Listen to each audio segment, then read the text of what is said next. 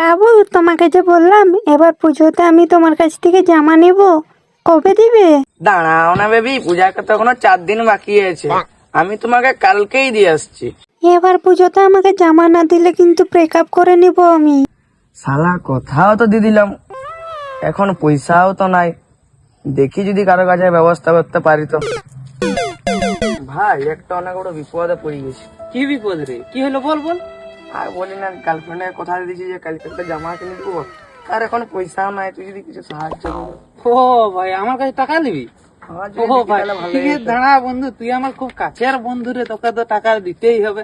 তুই ঘুর ঘুর, আমি পয়সা বের করছি, ঘুর ঘুর ঘুর, ওই দিয়ে ঘুর। শালা ভেতড়ো মুহা, নিজের ফোনটা উইয়া খাচ্ছে, পূজা একটা জাঙ্গিয়া কিনতে পারুনি, ও আবার গার্লফ্রেন্ড কে গিফট করবে। শালা ভিকারিয়ে রয়ে যাবি রে সারা জীবন, শুধু ভিক্ষাই করতে থাকবি, ভেতড়ো মুহা শালা।